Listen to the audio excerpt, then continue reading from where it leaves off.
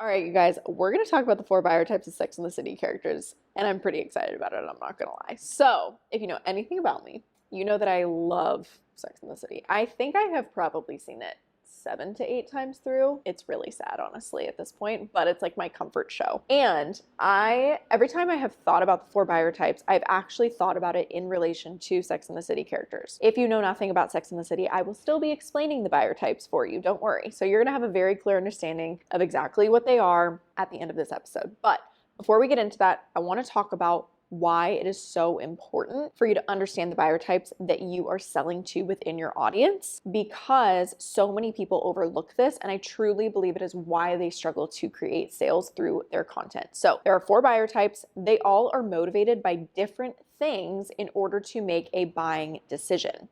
So if you are creating content that caters to people's emotions, but you have more analytical and assertive buyers, which again we'll break down in a second, in your audience, and they're more motivated by data and statistics and logistics and deliverables, you're not going to create sales because it's going to go right over their head. They're not going to be activated or excited by your content. They're not going to identify with it or relate to it because you're not talking to them. They're going to go right on to your next competitor who's actually speaking to them and buy from them instead. Because at the end of the day, people buy from people. You guys have heard me say that before. People want to feel innately understood and seen in order to make a buying decision, in order to buy from a brand, in order to buy from a service, a company, a business, any of those things.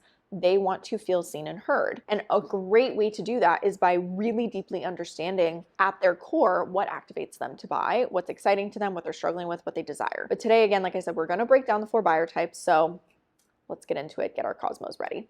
Okay, diving into the four Sex and the City characters, we have Carrie, Samantha, Miranda, and Charlotte. If you guys are unfamiliar with them, I will describe them in vivid detail. You're welcome. Okay, so analytical, we're gonna start with this. Miranda, she is our attorney, she is our lawyer, she is very like detail-oriented, super high maintenance, which don't get me wrong, not all analytical buyers are super high maintenance, don't worry, that's not what I'm saying. But she looks at every tiny little detail and really takes everything into consideration before she makes a decision. She's a lawyer, she's an attorney, she has to do that. She has to look at all those tiny little pieces of the puzzle before she puts it together, right? So I very much think about her when I think of analytical buyer types. They also are very motivated by data and analytics and statistics and deliverables. They need to do their research. That is very important to them. And then on top of that, they have to know everything that they get within that product or that service before they make a purchase or an investment. So in our last episode, I talked about a skincare product versus a service.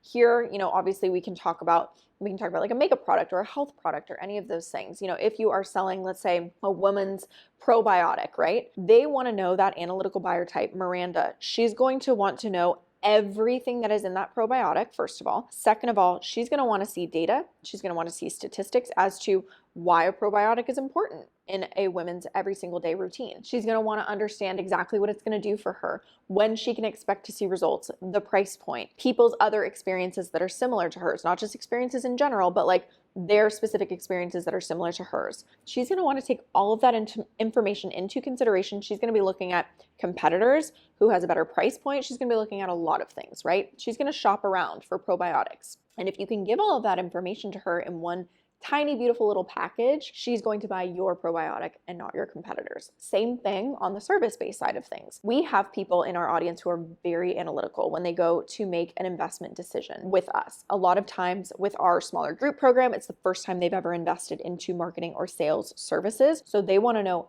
everything about that program. They want to know exactly what's going to be covered, what the calls are, what's the community like. They want to know who are the co-coaches, what's the price point, are there payment plans. They want to know everything before they actually make a purchase or an investment. So understand that if you have analytical buyers in your audience, you need to give them all of that information up front before they inquire about your services or before they think about purchasing your product, or else it's going to take them a long time, essentially, in order to make that purchase or that investment. All right, so let's talk about assertive buyer types. Now, I think of Samantha Jones when I think of assertive buyer types. If you guys have ever seen Sex and the City, Samantha is by far my favorite. She just kills me. She is very high powered. She's a PR executive. She has her own company. But in addition to that, she's very confident. She knows what she wants.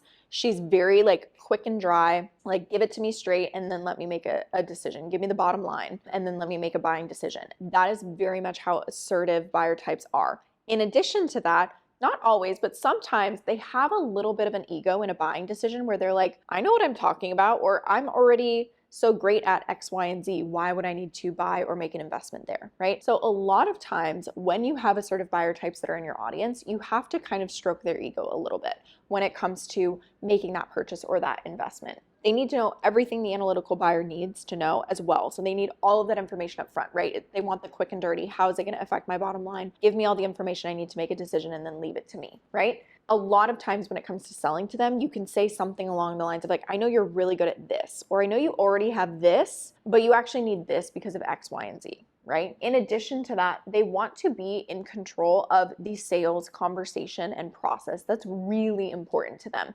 So this is not somebody who you can begin a sales conversation with. For example, if you're a service-based business and you're in the DMs and you see somebody who you're like, I'd love to work with that person. That's not somebody who you can swipe up on their story and be like, oh my God, I love your dog. And like you have a conversation with them and 3 weeks later, they're a client of yours. That's not how that works. They're probably not going to respond to your message. If they do, they're going to be like, this person's trying to sell me something. Absolutely not.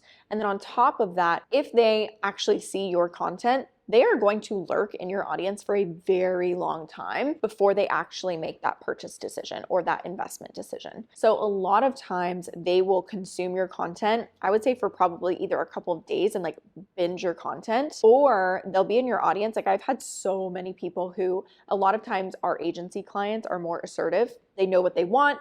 They know it's important to them. They're like, let me lurk in your audience. There are people who I have never known were in my audience, put in an application to work with us, and then probably 48 hours later have signed with us at a massive package. I'm like, I didn't even know that you exist. And they were like, yeah, I've been following you for probably like 3 months and just like consuming your content. You told me everything I needed to know and I'm ready to work with you. Those are very assertive buyer types, right? But again, we were creating content that really catered to them, which is why they felt so comfortable and it was so easy for them to put that application in and start working with us. So that's what I would say about assertive buyer types is keep in mind, they need to know everything analytical buyer types need to know. But in addition to that, they also really want to have their ego stroked. They want to be in control of that sales process and that conversation. And they need to know exactly what your product or service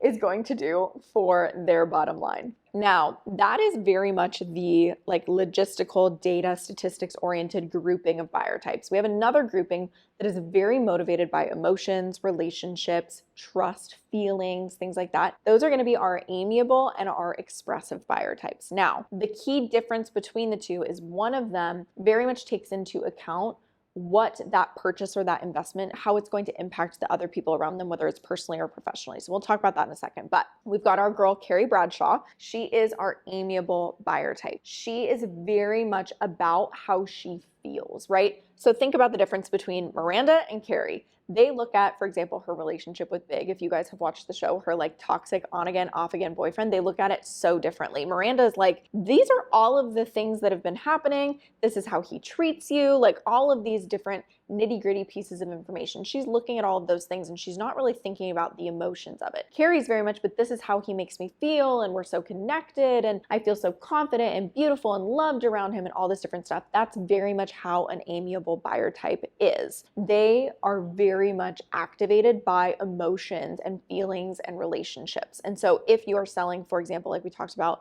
a probiotic, you're going to feel healthy and vibrant and energetic and all of these different things. If that's how they want to feel, and you're playing into that in your marketing, it's a no-brainer for them. If especially in the moment, if they come across a TikTok of yours or an ad of yours or any of those things, and you're creating content that really activates their emotions, sometimes they're also impulse buyers, so they will make a decision very quickly. They'll be like immediate add to cart and buy if you're able to activate their emotions. In addition to that, what is also really important for all buyer types, but in different ways, is going to be social proof. So reviews, results, testimonials, client case studies, if you're a service-based business, is going to be really important to all different buyer types because you have to put your money where your mouth is, right? You have to showcase the proof in the pudding. For analytical and assertive buyer types, That's going to more look like client case studies or reviews or testimonials that really plays into, the before and after, right? It was like, how did it give you an ROI if you're a service-based business or for a product-based business? What was the end result that you got? And is it the end result that I want? If you are more of an amiable buyer type, you're really going to want to hear people's stories about how, again, they felt about that product or that service. For example, if an amiable buyer type is going on Yelp and looking at reviews and somebody's like, oh my gosh, they made me feel so taken care of, if it's a service-based business or even like a surgeon or any of those things, they made me feel so taken care of. I felt so safe and confident and the result was incredible. But on top of that, it was just like the experience and the feelings that I got from it. They're like, immediate sell, right? So easy for them. So that's our amiable buyer types. Now, our expressive buyer types very much remind me of Charlotte York. So she is also very much feelings, emotions, things like that. But she also really thinks about everyone else around her and how her decisions impact them. A lot of our expressive buyer types, they need to have those emotions activated. They need the relationship, the trust. But on top of that, if you can talk about, hey, if you're going to, make this purchase for a probiotic, you're going to feel more energetic and you're going to be able to spend more time with your kids or your partner or your parents or your friends or any of those things. That's how it's going to impact other people. That's a huge selling point for them. If it's a service-based business, this is how it's going to impact your team. If you're talking to a business owner, this is how it's going to enable you to spend more time with them or prioritize them or any of those things, right? They want to know not only that their emotions are activated, but on top of that, they also want to know how it's going to impact the other people in their life if they make that purchase or that investment, right? That being said, those are our 4 buyer types. So what do you need to do in order to know what the buyer types are that are in your audience? This goes back to market research. We've talked about this a lot, you guys. Please talk to your audience, poll your audience, engage with your audience, talk to previous clients or customers and ask them what it was that made them want to buy from you and that pushed them over the edge, because they're going to give you information that is likely going to side on one of those 2 sides of the spectrum, right? So figure out the buyer types that are in your audience and create content that really caters to them based off of what you know is important to them. And then on top of that, the only other thing that I would say is if you are not seeing sales in your business, I want you guys to ask yourself, why am I not seeing sales? Is it because I am actually not talking to the buyer types in my audience that are in regards to what's important to them? Am I including all of that information in there? Am I catering to them? Or am I talking to a totally different grouping of buyer types where my content is going completely over their head and they're not feeling activated by it because I'm not talking about what's important to them? Because I will tell you that that is one of the biggest gaps that I've ever seen with business owners when it comes to their marketing. If they are consistently showing up, but they're not selling to their audience in a way that makes sense to them, you're never going to see sales, right? So I hope you guys enjoyed listening to the 4 buyer types. This is going to be a little short and sweet episode. If you have trouble figuring out what the buyer types are that are in your audience, if you are struggling, if you have questions, slide into my DMs. I always talk with you guys about this. And then we also talk about this a lot on TikTok. So make sure you're following me there and I will talk to you guys in the next episode. Bye guys.